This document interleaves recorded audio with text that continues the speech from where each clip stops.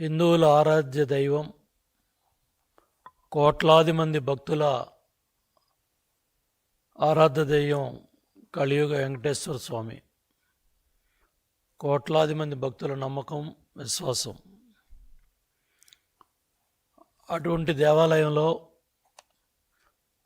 YCP ప్రభుత్వ 5 ఏళ్ల పరిపాలనలో అఖిలాండ బ్రహ్మాండ నాయకుడి ప్రసాదంలో జరిగింది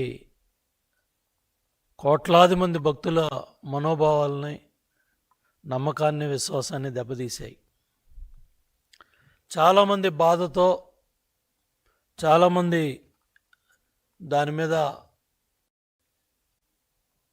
బాధపడటం కూడా జరిగింది.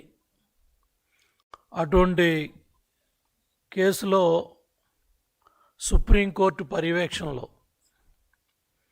సిట్ దర్యాప్తులో కీలకమైన విషయాలు బయటపడ్డాయి.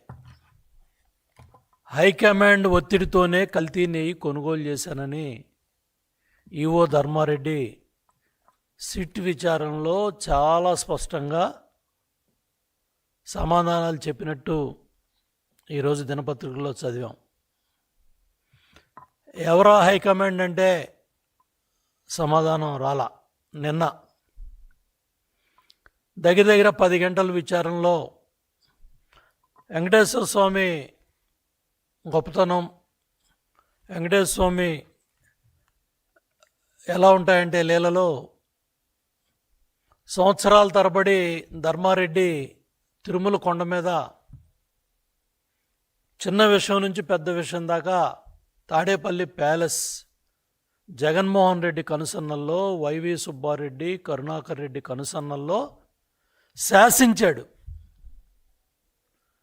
అటువంటి ధర్మారెడ్డి నిన్న విచారణకు వచ్చినప్పుడు మాస్క్ వేసుకొని, కళ్ళజోళ్ళు పెట్టుకొని, నల్ల కళ్ళజోళ్ళు, టోపీలు పెట్టుకొని పక్క రాష్ట్ర తమిళనాడు వాహనంలో ఆ విధంగా రావాల్సిన పరిస్థితిని చేసిన పాపం ఆ విధంగా తీసుకొచ్చింది.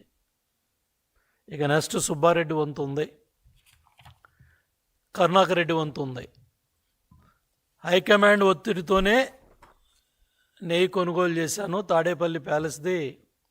ఈ వాస్తవాలు కూడా త్వరలో బయటకు వస్తాయి.